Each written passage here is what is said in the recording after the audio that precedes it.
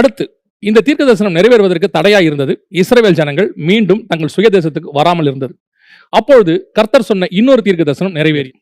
எசேக்கியேல் புஸ்தகம் 23ஆம் அதிகாரம் 25, 26 வசனத்துல கர்த்தர் ஒரு வார்த்தையை சொல்லுகிறார். உனக்கு விரோதமாய் என் எரிச்சலை விளங்க பண்ணுவேன். அவர்கள் உன்னை உக்கிரமாய் நடப்பித்து உன் மூக்கையும் உன் காதுகளையும் அறுத்து போடுவார்கள். உன்னில் மீதியாய் இருக்கிறவர்கள் பட்டயத்தால் வெட்டுண்டு போவார்கள். அவர்கள் உன் குமாரரையும் உன் குமார்த்திகளையும் பிடித்துக் கொள்வார்கள். உன்னில் மீதியாய் இருப்பவர்கள் அக்கினிக்கு இரையாவார்கள்.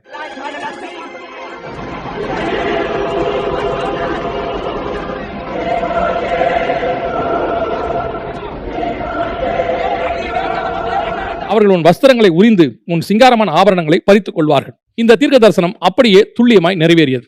எப்படி என்று சொன்னால், ஹிட்லர் இஸ்ரவேலுடைய மூக்கையும் காதையும் அறுத்தார் நகைகளுக்காக. அந்த நாக ஆபரணங்கள் மொத்தத்தையும் எடுத்துக்கொண்டார். நீ இருக்கிற இடத்தில் கோதுமை கட்டுகளை இருத்துகிறது போல நீ இருக்கிற இடத்தில் உன்னை இருத்துவேன். 16வது வசனம், உன்னில் பலவான்கள் நிர்வாணமாய் ஓடி போவார்கள். யூத ஜனங்களை சாவடிக்கும் போது நிர்வாணமாக சாவடித்து மொத்த வஸ்திரத்தையும் அவர் ஒரு பெரிய மலை போல் வஸ்திரங்கள் குவிந்திருந்தது. இந்த தீர்க்க தரிசனங்கள் எல்லாம் துல்லியமாக 1936 43 வரை நிறைவேறியது.